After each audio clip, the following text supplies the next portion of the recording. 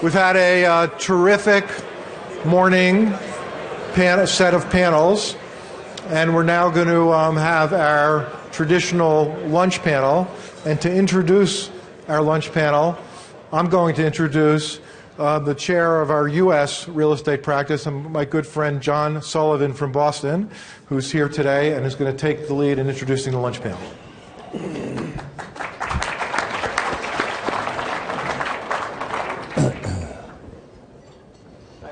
Thanks, Jay. Good afternoon, everybody. So as Jay said, I'm the head of the U.S. real estate practice for DLA, but to tell you the truth, I'm not sure, at least at moments, I'm really not sure what that job is. But I know what my job is now, which is to stop talking and get off the stage so you can hear from this panel. So they're all very well known, incredibly accomplished. I'm going to touch very briefly on some of the background of each of them, and then we'll get down to business. So I'm going to start with Senator Mitchell. We at DLA have had the privilege of having had Senator Mitchell as a partner in our firm and as chairman of our global board for many years. He had an illustrious 15-year career in the Senate, where he was the Senate Majority Leader for 6 years, and where he developed a reputation as one of the most thoughtful, effective, and bipartisan leaders in the United States. His accomplishments in the Senate were vast and way too numerous for me to mention here. His role in bringing peace to Northern Ireland is well known, culminating in the Good Friday Agreement, for which he received many awards, including the Presidential Medal of Freedom, which is the highest civilian honor given by the United States government. As you know, he led the investigation into performance-enhancing drugs in America's pastime. He was the independent overseer of the American Red Cross Liberty Fund, which provided relief for the victims of 9/11 and their families, and he has served as U.S. Special Envoy for Middle East Peace. He served as chairman of the board of Walt Disney Companies, and he is serving or has served on the board of many other companies, including Federal Express, Xerox, Staples, Unilever, Starwood Hotels and Resorts. I could go on, Senator Mitchell, but I won't. Secretary Cohn. Secretary Cohn is chairman and CEO of the Cohn Group, a highly respected consulting firm with which we at DLA are privileged to have an exclusive partnership. Secretary Cohn also has a reputation across the globe of accomplishment, integrity, and bipartisanship. Like Senator Mitchell, he served in the Senate, where he was quickly appointed to a number of very powerful committees, including the important Governmental Affairs Government Oversight Subcommittee. He was a member of the Senate Select Committee on Intelligence for a decade, serving half that time as its vice chair. He served on the board of directors of the Council of Foreign Relations for 8 years and chaired its Middle East study group. When he was asked by President Clinton to become Secretary of Defense, it was the first time in modern U.S. history that a president asked somebody from the other party to be a member of his cabinet, which of course speaks volume about the tremendous respect that the Secretary has from all quarters. He's a member of the board of directors of CBS and a world contributor for Bloomberg TV. And in his spare time, he's written and published 13 works of nonfiction, fiction, and poetry. Congresswoman Melissa Bean brings to us today a wealth of experience and insight from both the business and political worlds. She's currently chair of Midwest for J.P. Morgan Chase, where she's the senior executive across all business lines. From 2005 to 2011, she served as a member of the U.S. Congress. She was a leader on the House Financial Services and Small Business Committees. She led a task force that wrote key provisions of Dodd-Frank. She co-authored key amendments in the Small Business Jobs Act of 2010, which provided up to $30 billion of capital to banks to encourage small business lending. Earlier in her career, she managed high-tech sales organizations at a number of companies, and she founded a consulting firm, and we're certainly very lucky to have her with us this afternoon. And last but not least, by any means, Jeff DeBoer, no stranger to everybody in this room. You know Jeff as the founding president and CEO of the Real Estate Roundtable. Jeff has literally been at the forefront of every important piece of legislation affecting the real estate industry for the last 30 years. So you can blame him, you can thank him, that's up to you. But he has been in the room and has certainly had some great wins recently, especially with the FERPTA reform. In 2010, Jeff was named as the top 10 industry newsmaker of the decade by Globe Street, And in 2013, he was selected by Commercial Property Executive as one of the 30 most influential people in real estate. So without further delay, I'm going to turn it over to Jeff and this incredible panel. Thank you. I guess, thank you very much. I should start by thanking DLA, of course, and Jay and Lee and Roger and everyone. What a great firm. Thank you again for inviting me, and it's quite an honor to be on this panel. And those of you who are Real Estate Roundtable members, thank you very much for your support. And those of you who aren't, we do have applications waiting outside. But this is quite a panel, and I'm really humbled and honored to be up here with this group. We're going to talk about a lot of interesting things, but I thought we would maybe start with just a little bit of levity in the sense that I know that this is a very sophisticated group, and I know that you've been usually close observers of the news, but you might have missed Donald Trump's statement yesterday when he said that if he was elected president, he would talk less. And that's right. Even Trump will be speechless if he is elected president. You guys can use that, by the way.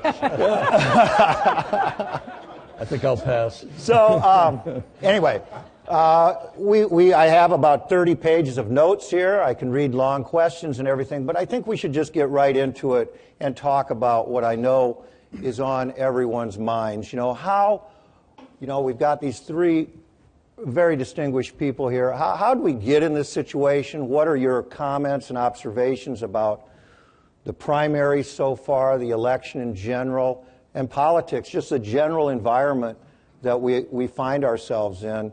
Congresswoman Bean, you were most recently an elected official, and maybe we should start with you about your reflection on today's political world, where it's going, how you see things. Well, I think if you consider that every 2 years there are congressional elections, House and Senate races, in addition to the presidency, whenever there's a presidential race, it sort of overshadows what's going on underneath. And when you think about the issues that the business community cares about, as you know, yes, you have to work with regulators. Yes, you talk to the White House administration as well. But what happens in the House is where typically the kinds of things that business people care about starts. And I think this season, this has been such a colorful presidential election. And the media is airing so much more time on it that we're almost forgetting that those elections are as, if not more important to a lot of the issues that we care about. Well, on that, some people suggest that depending on what's at the top of the ticket on the Republican side, maybe more emphasis will go on some of those House and Senate races. Senator Mitchell? Well, first, while it is plainly an unpredictable year, the reality is, of course, that American politics has always been rough, tumble, and unpredictable. I encourage everyone here to go back and read a brief history of the presidential campaign of 1800, in which the candidates were now national icons. John Adams was the incumbent, Thomas Jefferson was the challenger, and what they and their supporters called each other was far worse than anything said today by any candidate. In fact, one of the memorable lines was a Jefferson supporter called John Adams a hermaphrodite. He said he had neither the strength of a man nor the gentleness of a woman.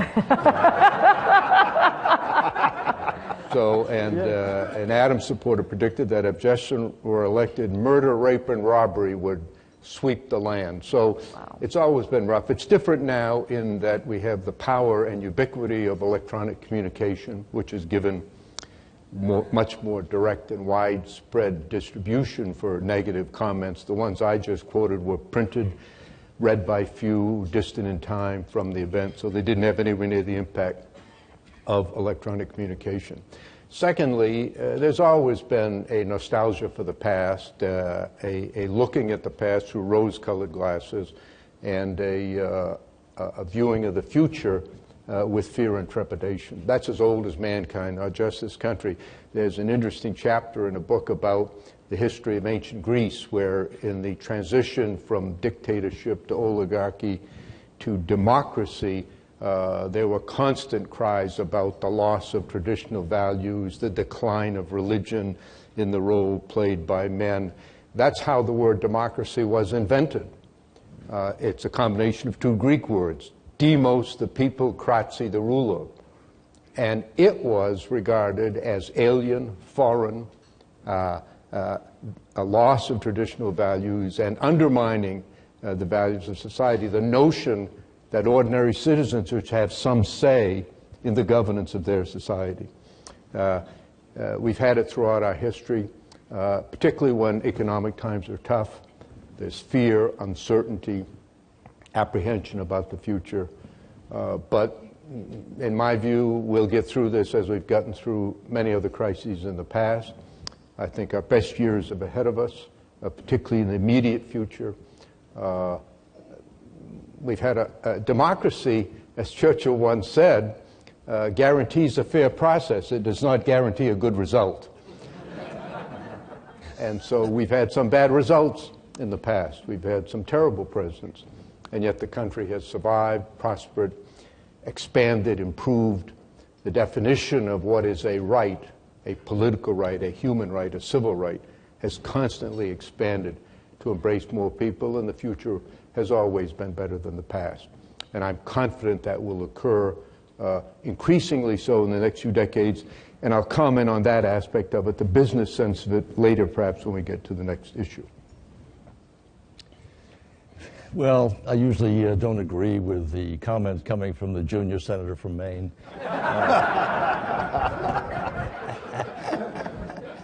But I think his optimism about the future is a bit exaggerated. I'd like for all of you to take a look at New York Magazine that just came out. It's a piece written, cover story in it by Andrew Sullivan. And speaking of ancient sources of our democracy, he goes back and initially quotes from Plato's Republic. And in Plato's Republic, Plato suggests that the rise of dictatorships come directly out of the crumbling of democracy. And if you look at the sweep of history, you'll find that democracies tend to enjoy short, happy lives. When we may find ourselves in that period of decline, given what's going on today. I think that Donald Trump is correct when he says the system has been corrupted by money, principally. Not that individuals have been corrupted, but the system itself. So much time is spent today by candidates who are simply rushing around the country on the phone, hustling people for dollars. And I think most people like to think that their elected officials spend most of their time thinking about issues dealing with the economy or the environment or reducing the inequality that exists from the very wealthy to the poorest. But in fact, members of Congress are principally occupied with trying to raise the funds necessary to fend off an opponent or to defeat an opponent. And so the system, I think, has been corrupted in that sense that too much time is devoted to the raising of money. And that Mr. Trump can say, look, I know the system's corrupt. I've been corrupting it all these years. But I'm so wealthy that I'm beyond corruption. So therefore you trust me. And I think that's quite a statement in and of itself. So I think we're at a point in our system whereby, with Senator Mitchell, the majority leader, I have to defer to him on that account at least, but the majority leader is correct in saying that we've had a tough time in the past. We shouldn't look through rose-colored glasses, but I tend to. I look back at the time that he and I were serving in the United States Senate, and they were better. They were better because we were able to, quote, negotiate agreements. And today, that seems to be something that is rejected by both parties, by both the Republicans, who are now opposed to taking up two major trade agreements, which benefit the United States. And that's the Trans-Pacific Partnership and also the transatlantic trade and investment partnership from Europe. When are we going to take them up? And so here we have both parties, both Senator Byrne, who's opposed to trade agreements, Secretary and Senator Clinton opposed to the trade agreements as written, and Republicans not taking them up. So there's something wrong with the way the system is functioning today. It may be that we're able to reconcile those differences in the coming years, but I think we've reached a point in our society where, as Senator Mitchell was saying, that we've had the dissemination of information. And we have, and everybody has a right to voice their opinion, but not everybody should be listened to. And that's the problem I think we're having today. We have so many voices. It is, in fact, a Tower of Babel in many respects, and that the lack of coherence is something that is worrying to certainly the American people, many of you in this room today, but also many of our allies and competitors abroad. We'll talk about that perhaps a little bit, about how other countries look at what's going on and what their reaction to that is. A lot of really interesting comments. What about media, the news, social media, Twitter, all of these things that didn't exist certainly when you two gentlemen were in public service, and even you left in 2011, I think, Congress. So a lot has changed. I mean, it used to be you'd watch CBS, ABC, NBC, it'd all be the same. It'd be news. Now you're watching, Fox if you're a Republican, or MSNBC if you're a Democrat, or CNN if you're confused. And so, but comment for just a minute about that. I suspect that Mr. Trump is tweeting today and reaching that Tower of Babel that you mentioned, Mr. Secretary. And just how's that play, and how do we get out of that if we need to get out of that? Well, that's what we call progress. When Jefferson and Adams ran against each other, they communicated by the means that existed in their era, and then people invented other ways to communicate, and so the political process is not something separate and apart from the full society. It's part of society. And technological development, changes in social structures and habits affect the political system, and changes are made there. Technology is neutral. It can be used to good purposes, it can be used to bad. It has permitted the creation of hydrogen bombs. It has permitted the creation of many enormous life-saving techniques that are used in medicine today. So the fact that these new forms exist do permit, on the plus side, a more widespread diffusion of information. On the negative side, it's much easier to spread false and misinformation, and difficult for the truth to catch up. But I think you have to take a longer view. Not just say, I share some of the points that Bill made. Just make one point on the trade agreements. The most important trade agreement of all was the World Trade Organization. The treaty to create a World Trade Organization was signed in Havana in 1947 by 57 countries. The Senate was then dominated by Republicans and opponents of President Truman, who they disliked intensely, called a failure, and he had a very low standing among the American people. So the Senate rejected the treaty, largely on partisan and political grounds. 47 years later, and several presidents later, in the last act of my tenure as Senate Majority Leader, we ratified the World Trade Organization Treaty. With it has come some disadvantages. There have been jobs lost. There's no doubt about that. But the message conveyed to the American people today, which has taken hold by both Mr. Trump and Senator Sanders, is that everything that's wrong is the fault of trade agreements. And all of the jobs lost are the consequence of trade agreements. Well, that's taking a kernel of fact and magnified into a false and misleading impression.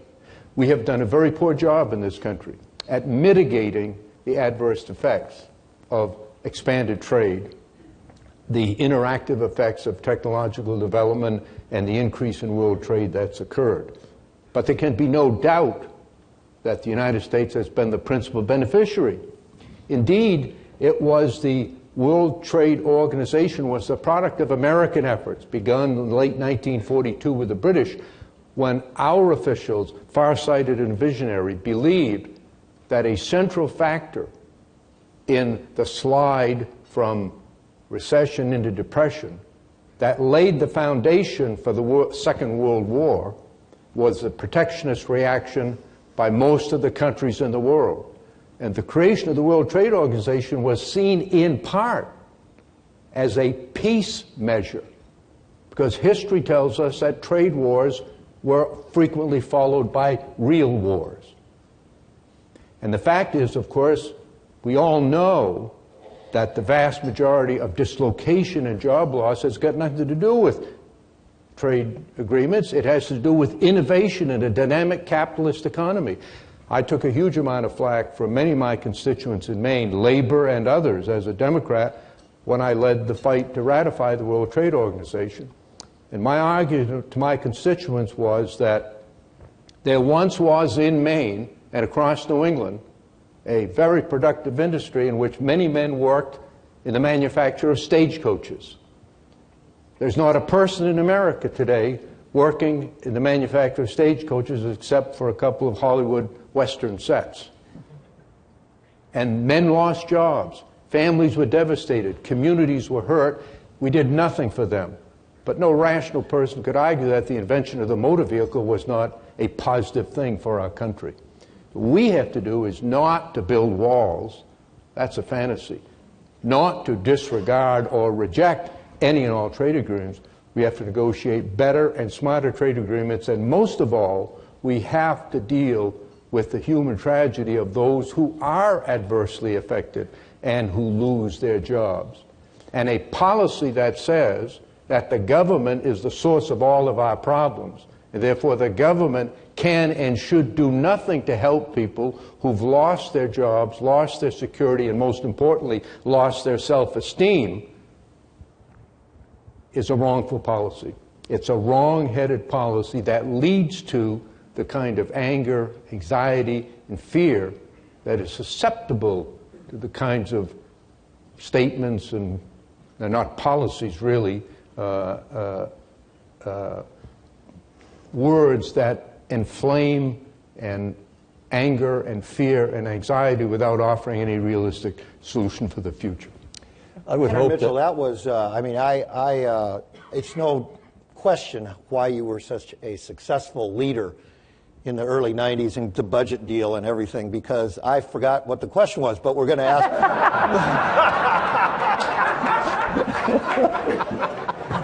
He basically is in favor of trade agreements. But, Melissa, will you comment on social media and the media? Well, and I'd like to tie that, echoing the Senator's comments about trade. Trade is one of those things, not just domestically, but in other countries as well, that's easy to demonize. And I think I'm going to tie your first question and your last question together on this point. And the first question, you said, what characterizes this presidential race relative to others? And I think one of the saddest things about this presidential election is you see candidates appealing to our baser instincts and not our higher selves, which is what you would hope to see from those who seek to lead the greatest nation in the world. And that's not what we've seen. We also haven't seen the media hold these candidates accountable to that higher standard. And so when they make statements about trade that are false, that don't talk about how you're making the pie bigger and that the U.S. does benefit, of course there's going to be some losses in that, and that's why you need trade adjustment and other pieces in any good trade legislation. The media, I think, sadly, with all due respect to any media in the room, there's a large portion of the media today that doesn't feel that it's part of their job anymore to actually inform the public. And a democracy, an effective democracy, requires an informed electorate. And so to your social media question, we have a lot more media options today, but people are choosing what's easy and comfortable. Like you said, Republicans listen to Fox, and Democrats listen to their channels, and some go in the middle. That's not what we used to get. There used to be balance across most of the mediums, and there was some fact-checking that went on. And I think, sadly, today, more media doesn't equal a more informed electorate. Mr. Secretary. Yeah. You asked about the Twitter world, and I think that's one of our problems, that language has been reduced to a few characters. And I think it was George Will many years ago, he said something to the effect that the debasement of language is a precursor to a debasement of values. And I truly believe that we're seeing the manifestation of that right now. Wow. If you look at what has taken place during this primary process, mostly on the Republican side, I might say, in terms of the coarseness of the language, the debasement of the language, and the crudity that's been involved, I think it picks up, Melissa, on what you're saying. We have lowered the standards that we once thought were unacceptable. To the point now where any day a candidate can say something that's pretty outrageous. And yet that has become the new norm. And so I don't think we're going to really get back to a civil discourse in politics until we insist upon a higher standard in terms of the language that we use and the purpose for which we use it. And I think what Patrick Moynihan, Senator Moynihan, years ago, he used the expression, we have defined deviancy down. That was once seen as deviant behavior has now become acceptable. I would modify that to say that we have defined decency down. We no longer insist upon decent standards coming from candidates in the political arena, and I think that's a mistake.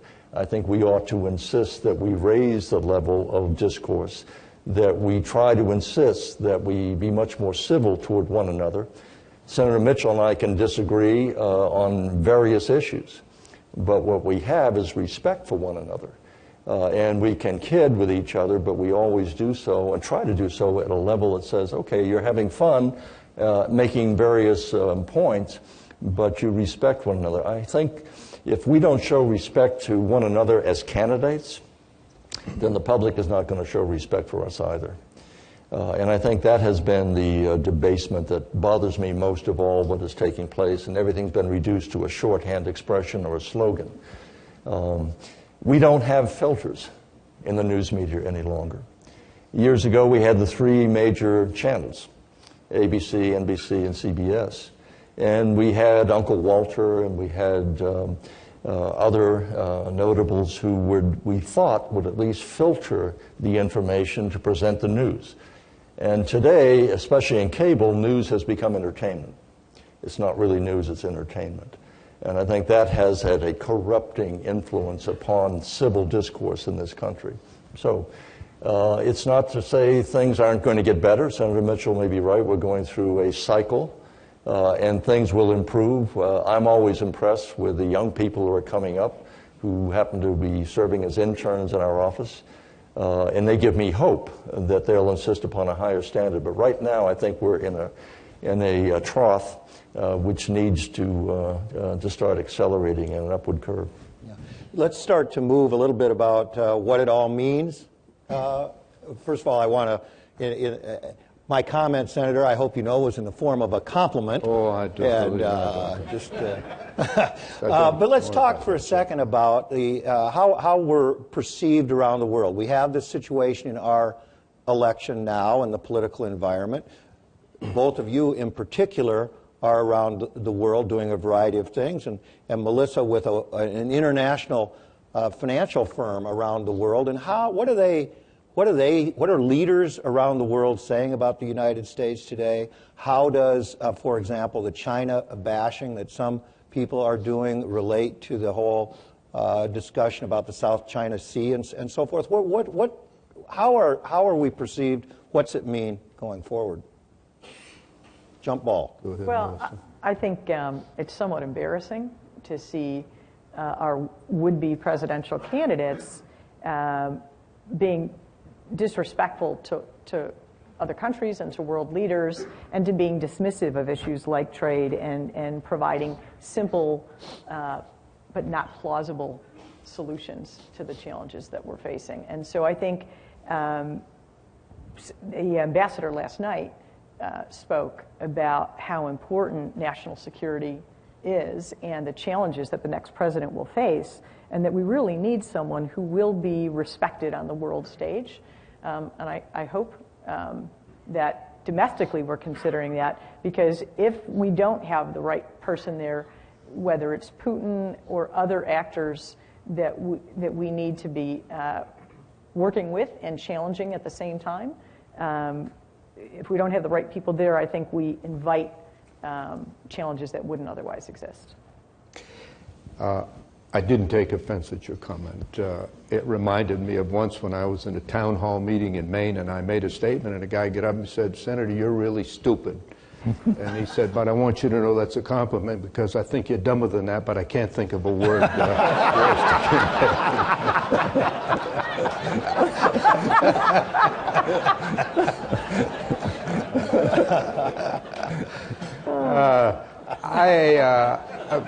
people around the world follow American politics as intensely, even more so, than do many Americans. It's really kind of interesting. We have several Canadians here, I know. I sat with them. I want to welcome them.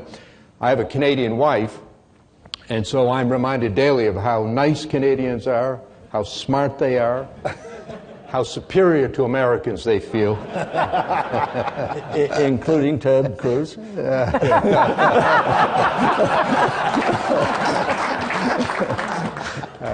I don't count him. I think it's fair to say they're somewhat shocked by what they're hearing. But over time, they gain a comprehension that American politics is wide open. It is, in fact, a form of our strength. The openness of American society. It is that which appeals to so many people all around the world. We have millions and millions of people who want to come here. I'm a child of immigrants, and we know, all of us know immigrants. I never met one who wanted to come here because they have the best cruise missiles. They want to come because they have freedom, openness, opportunity. They can say what they want. And our political process permits that. It's open to it for sometimes better and sometimes worse.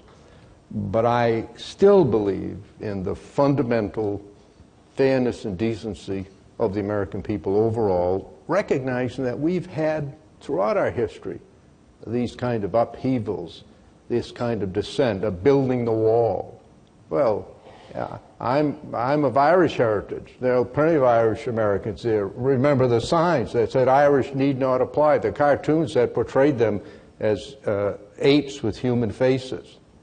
Every Jew in this audience knows about the kind of discrimination that Jews faced when they came to this country. I live in a building in New York built by a group of wealthy Jews 100 years ago because they couldn't get in to the nice buildings on Park Avenue. The Italians know all about discrimination, so there's nothing new about this. Trump's not singing a new song. He's singing an old American song. He's just brought it up to date over the sources and sowing discontent that others did in the past. But we survived that. When I was a kid, it was an article of faith that no Catholic could ever be elected president. Jack Kennedy got elected, and everybody said, what was that about?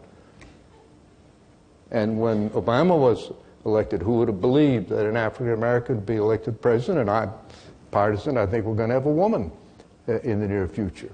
So we've had these bumps, these hurdles. We've had this dissent, this disagreement. We've had these raucous times in the past, but things are better. You know, people say, look at the past. 100 years ago, 9-year-old boys worked in coal mines in Pennsylvania. 10-year-old girls worked in textile mills. 1% of Americans, 1% of Americans had any provision whatsoever for their retirement. Every small town, like the small town I grew up in Maine, had a poor farm just on the outskirts of town where people went to wait to die with a total loss of self-esteem and self-respect.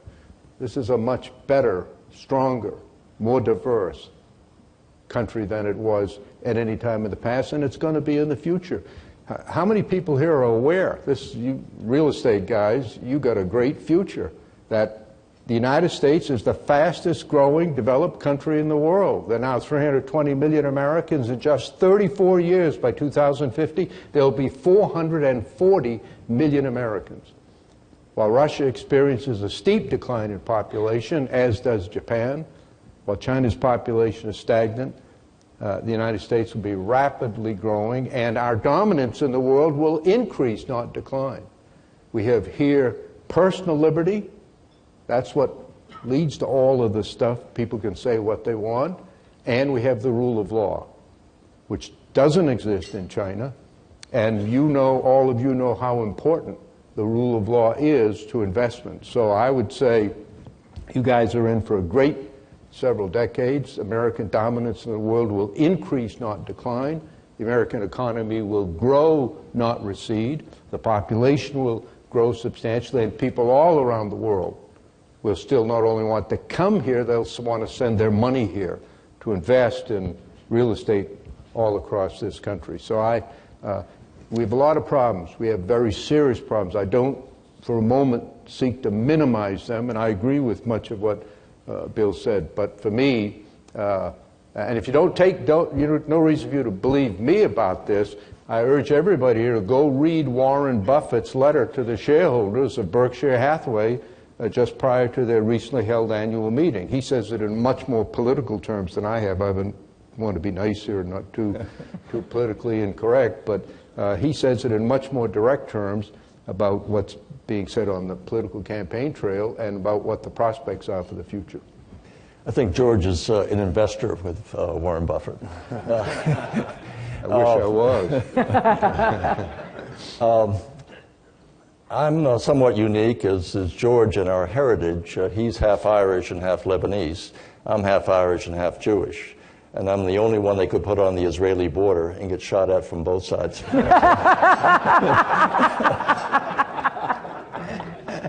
But I want to come back to how other countries see us. I just spent 10 days in China. And during that entire 10-day period, meeting with leaders from the very top all the way through the government, they were concerned about what is happening in this country or not happening, what is being said. And they're worried. I mentioned the Trans-Pacific Partnership Agreement.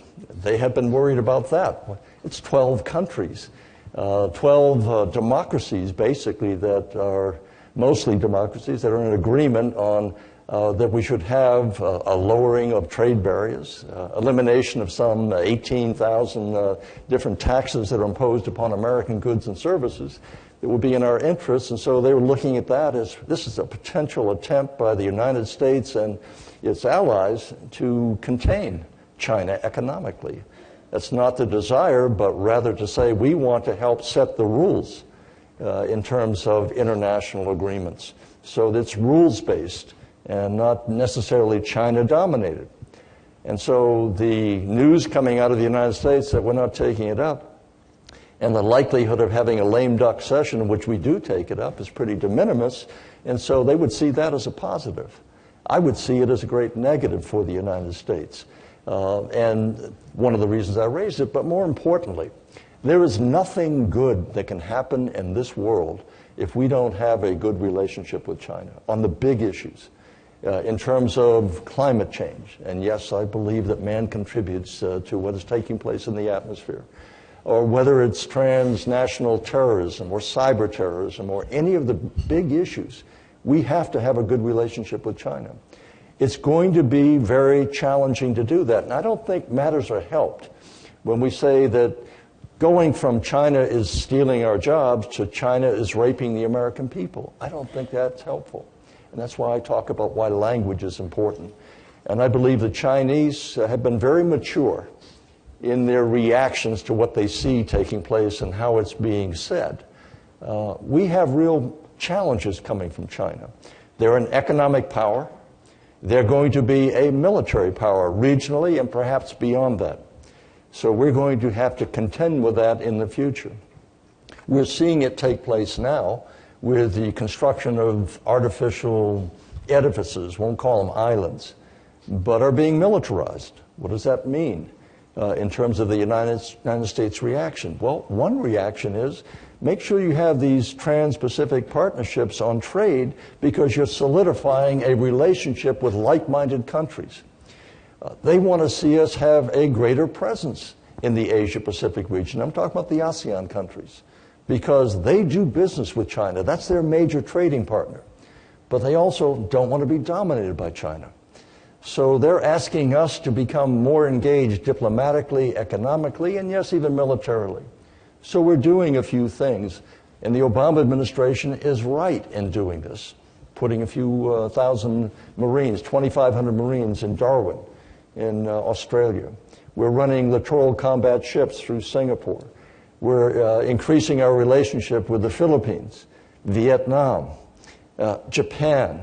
It's now opening up and contributing more to security with India. These are all positive things. China can see them as an attempt to constrain them. But we say, no, we're not trying to constrain you. We can't do that. You're too big. You're too powerful for us to do that. But what we can do is insist that your growing power be integrated into the international regime. That's the reason we're building all of these relationships. And so other countries are looking at us. They're somewhat confused. They're disappointed in many respects. I was doing an interview, I think, on Fox Business recently, and someone raised the question about Saudi Arabia. They don't trust us. And we don't trust them. We shouldn't trust them. And I said, well, they don't trust us. Frankly, they think that we are now throwing our lot in with Iran over them. So they're not so trusting of us. And he said, well, by the way, they only act out of their own self-interest. Guess what? Every country acts out of its own self-interest. We act out of our self-interest. This is not an America First thing that Mr. Trump is promoting, but we always act out of our self-interest, and we find that by acting on behalf of others, we're still acting in our self-interest. And when we contribute on foreign assistance, we're helping other countries, but it's in our self-interest to do that. It's not just eleemosynary charitable work that we're doing. So other countries look at us and they're making judgments. And if they see that we're dysfunctional politically, then they make judgments in terms of, are we going to be in the Middle East? Maybe not. Are we going to dismember NATO? I don't think so, but that's a possibility in terms of one candidate saying so. So they're looking and they're trying to calculate their own self-interest. Who do we line up with? If the United States reduces its presence in the Asia-Pacific region, they're going to find themselves, they're in the neighborhood with China. So China will dominate. If we're talking about the Middle East and Mr. Putin is now dominating the discussion in Syria and elsewhere, maybe the Russians will then dominate in that region. So other countries, what their impression of us is important. And we have to take that into account in terms of what we say, because they weigh everything that we say. And we have to take care that we know exactly where we're going. And yes, some of it is tolerable, some of it is understandable in terms of election politics. But I think we send very conflicting messages. We send messages in which we're politically at loggerheads and paralyzed at the congressional level.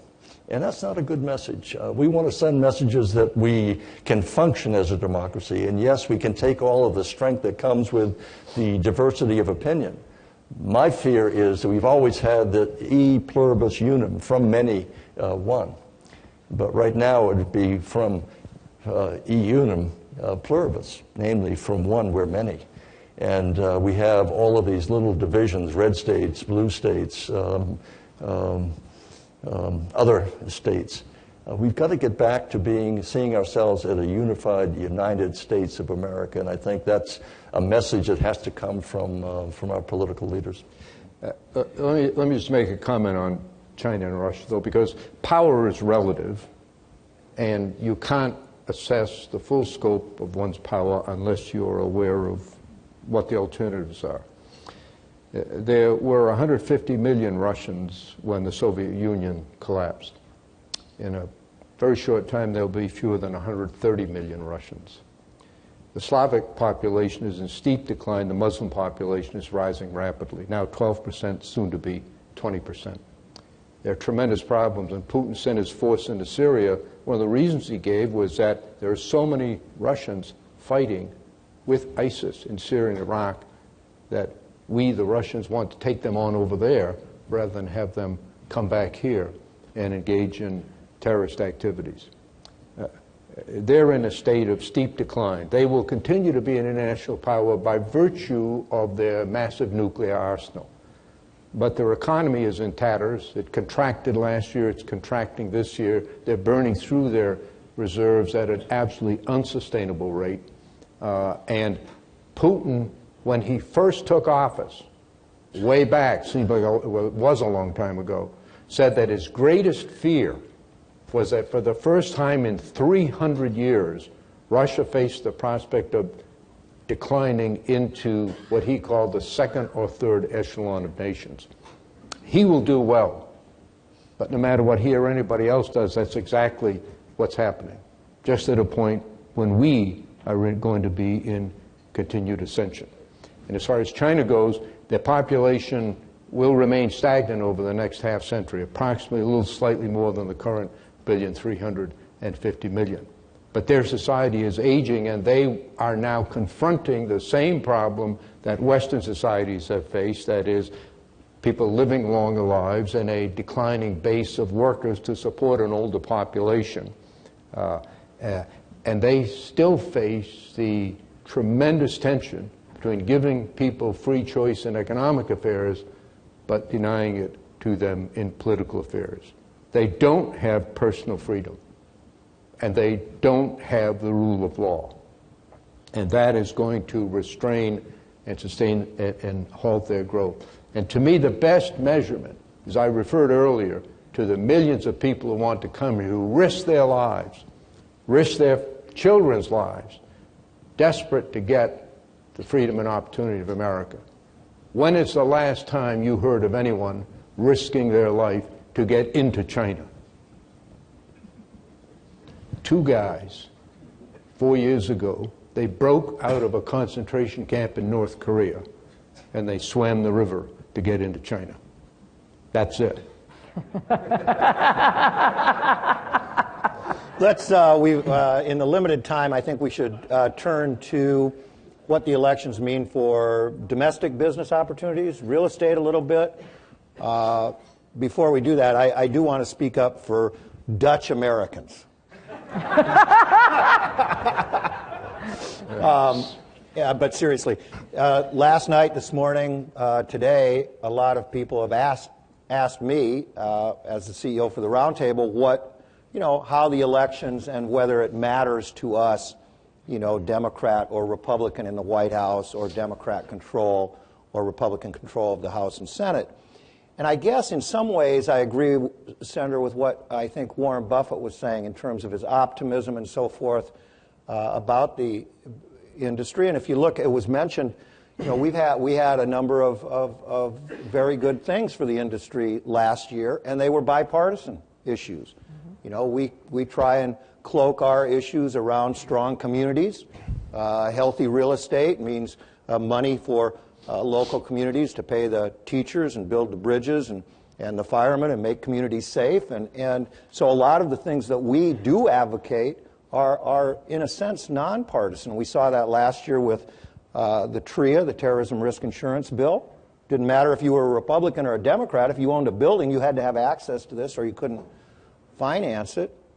We had some partnership audit provisions that were very good. We helped a provision to make buildings more energy efficient.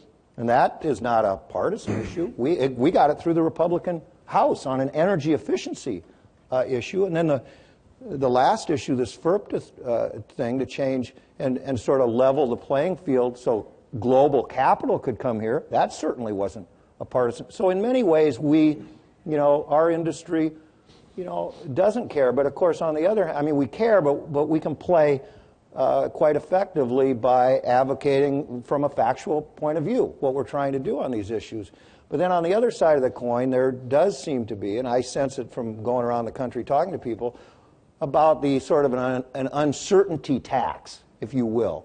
If Trump were the president, who does he listen to? Who are his advisors? Who would he put in the Fed? Who would he have in the White House? And so some uncertainty there, it does matter to us from that sense.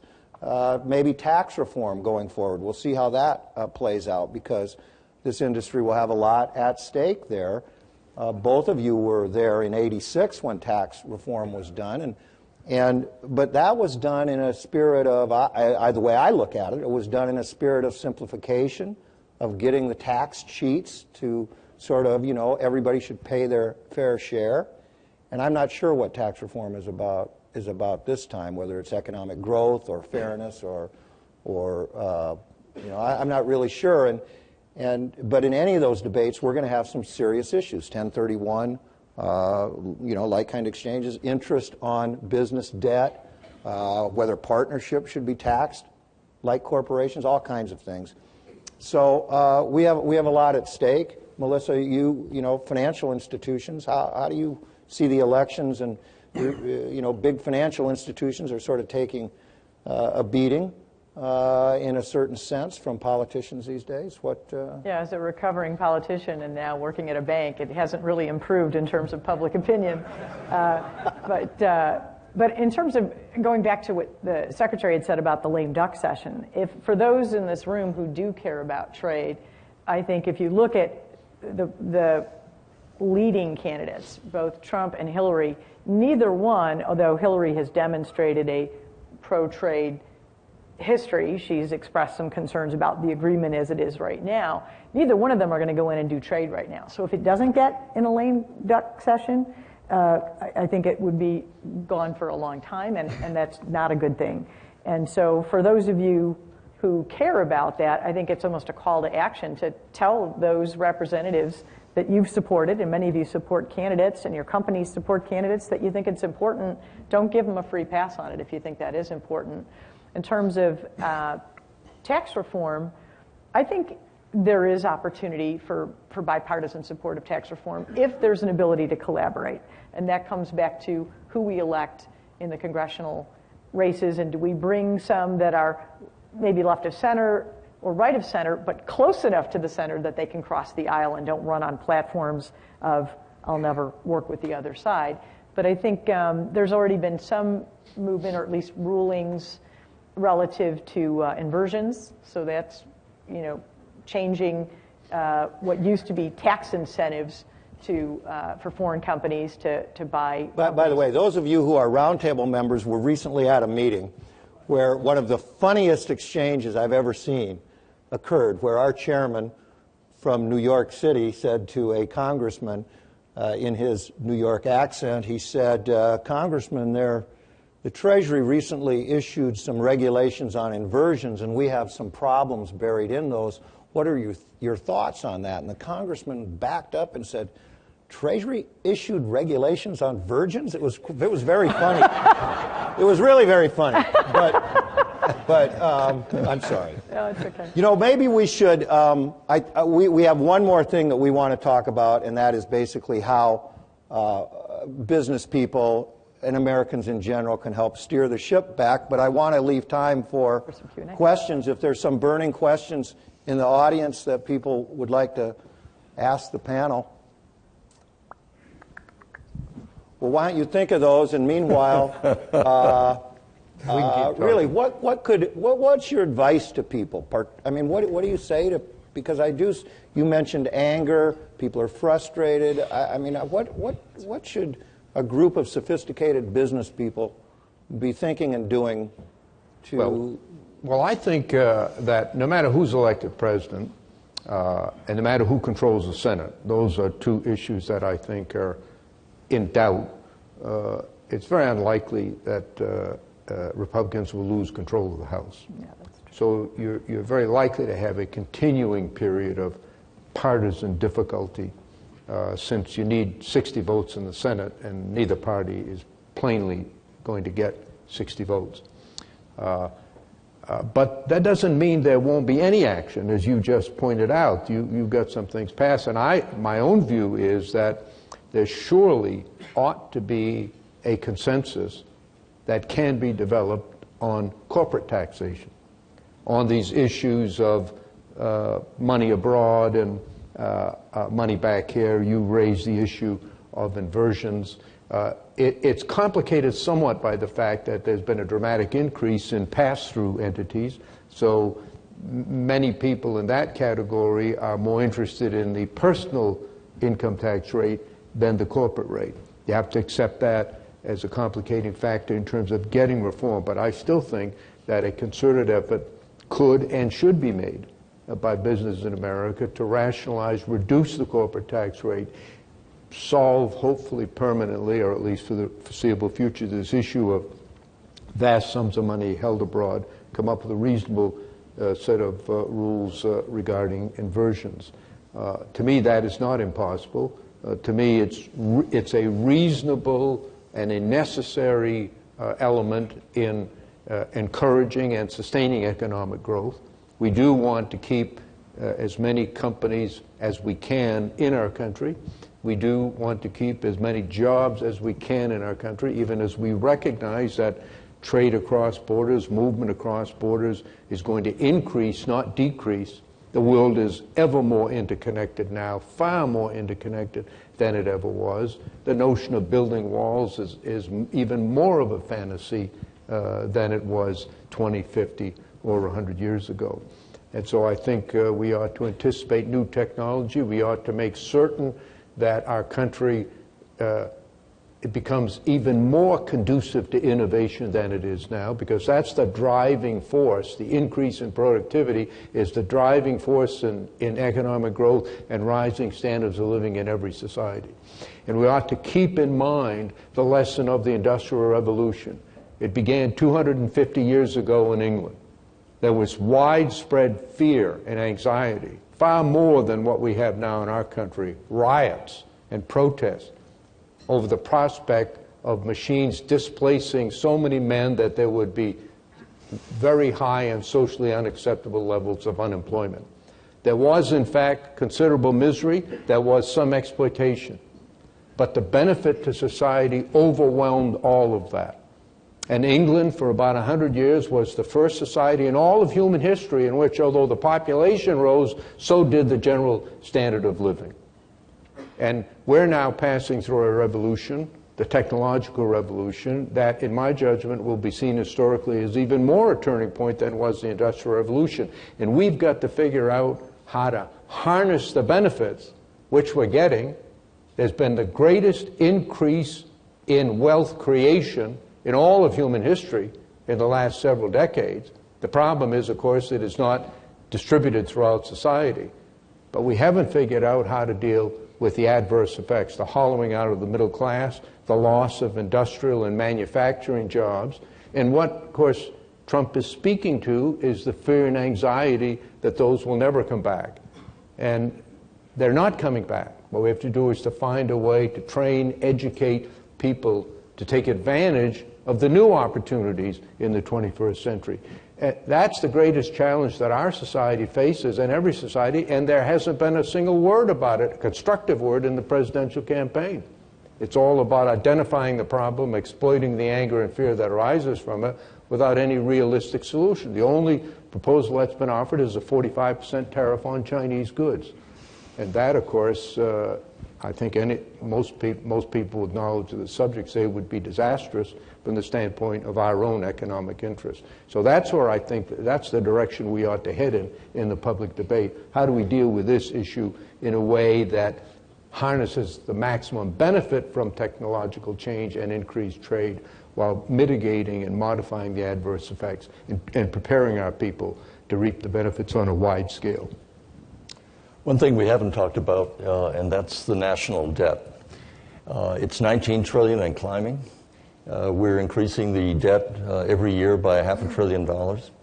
And no one has come up with a proposal that has, in fact, addressed this in any kind of comprehensive way. And it seems to me, when we look back and say, what are the threats that we face in the future, it is the accumulation of debt. And unless we're willing to tackle that, then we're going to continue to see a depression of this rise in the future that Senator Mitchell is talking about. When we look at technology, technology has been great. It's produced wealth, as Senator Mitchell has said, but for a few people. Think back about Kodak, historically one of the great companies in the United States. I think at its height, it probably employed something like 140,000 employees. Kodak no longer exists. There's something called Instagram. Instagram was purchased by, I think, Facebook for $1 billion plus. How many employees does Instagram have when they were bought? 14. So on the one hand, you have technology which can produce great wealth, but it's not distributing that wealth in a way that you're employing people who took the film, who processed the film, who went to the local stores, et cetera, et cetera. So Senator Mitchell is correct. We've got to find a way in which we take advantage of the technology, but find a way in which it's going to create more jobs and job opportunities. And so the last thing I would say is, how can you be more effective? Senator Mitchell talked about tax reform, and that's key. If you're a Republican or a, quote, conservative, I think the mantra has always been limited government as much as possible in a complex world that we live, tax reform to make the tax code more equitable, certainly, but most importantly, predictable. And now we have candidates talking about, I'm unpredictable. I want to be unpredictable. We need to have predictability in our tax codes so that you, as part of the overall business community, can make calculations on investment and return and understanding how you can really reward shareholders. So I think tax reform, but most importantly, predictability for a period of time in which you can make decisions which will benefit your shareholders. Yeah, great comments. Let's maybe sum it up if you have last comments, Senator. Go ahead, and I'll go after. Oh, well, I would say, first of all, JP Morgan Chase is proud to be the #1 multi-family lender in the country after Freddie and Fannie, and worked with many of you in the room. And we hope to continue to do that. And I know we feel very good about the opportunities in real estate moving forward. Obviously, there's liquidity issues and there's regulatory environments that challenge it, but we feel pretty good about it. In addition to the multifamily, we've certainly seen a lot of opportunities in the industrial sector given e-commerce growth and the need for logistics and warehousing capacity to support all that traffic, not just domestic, but globally. And we hope to work with you on that front as well. Thank you. Senator. Well, I think we've been scrupulously nonpartisan, so I want to make a comment that may be interpreted as partisan before I conclude. He raised the debt. He raised the debt. In 1990, when I was the Senate Majority Leader and President George H.W. Bush was in office, we passed a budget that combined spending cuts and tax increases that significantly reduced the deficit and put us on a path toward reducing the debt. 3 years later, in 1993, President Clinton's economic program was enacted. Every single Republican in Congress voted against it and predicted that if it passed, unemployment would rise, interest rates would rise, and economic growth would end. The precise opposite occurred. For 4 years in a row, the federal budget was balanced and the debt was reduced. Then Clinton left office, and Alan Greenspan came up to the Congress, and he said, this balanced budget is dangerous for our economy. We face the threat of deflation, which would be the worst thing for our economy. And so taxes were cut and spending rose, and we resumed the cycle of rising debt that has occurred since then. There's only one way it can be done. It's the way it was done in 1990 and 1993, and that is a combination of factors that includes both taxes and spending. And we can rationalize and make the tax code more fair while devising a system that derives greater revenue, and we can significantly reduce spending, and we have to address even the most sensitive of political issues in entitlements and other areas. But it can be done, and a bipartisan Congress did it twice in the span of 4 years in the early 1990s, with great pain, with a lot of political yelling, but it produced the result, and that's the only way it's going to be done in the future. Well, first of all, President Clinton had a Republican Secretary of Defense. I forgot that was the most important factor. Right. And also, we have to keep in mind, George is right. We can pass measures which can control the deficit and the national debt. We had something called Simpson-Bowles that was proposed for the Congress. Congress couldn't agree on it. We couldn't get 14 members of that commission to support it. And so we ended up going through a process which I think has been very destructive to the economy in here, and that is the across-the-board cuts that were mandated. So I think we can get back to balanced budgets, and it's going to take reductions in the growth of entitlement programs along with tax increases. And I'm still waiting for the candidate who's going to come forward and say, this is what we need. Tell the truth to the American people. This is not sustainable. And it's true within the Defense Department as well as other programs. When I was at DOD, the bill for our medical programs was, I think, $19 billion. Today it's over 60 and climbing. And if you look at the other entitlement programs in our system, they are climbing to the point where they will eat up a good portion of the budget itself, just on the interest payment. So I think we can correct the situation. We need public leaders, public officials who are willing to tell the American people, this is how we get back to a state of balance. This is the kind of action that's required. This is going to require the sacrifice on the part of the American people. And I think I've quoted this statement before, but Walter Lippmann gave an address to the 30th reunion of the class of 1910. And it was on the verge of World War II. And he said, you know, every time we had a tough decision to make, and he's talking to his fellow graduates, we took the easy way out. And for every tough decision, we walked away from it. He said, here we are on the brink of World War II. He said, this is the standard to which the wise shall now repair. You took the good things for granted, and now you must repair yourself.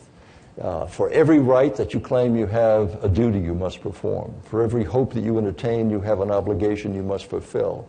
And for every good that you wish to achieve, you'll have to sacrifice your comfort and your ease because there's nothing for nothing any longer.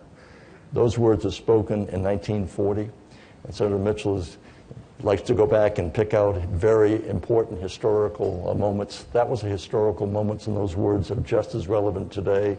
We have taken the good things for granted. We have to go back and earn them again.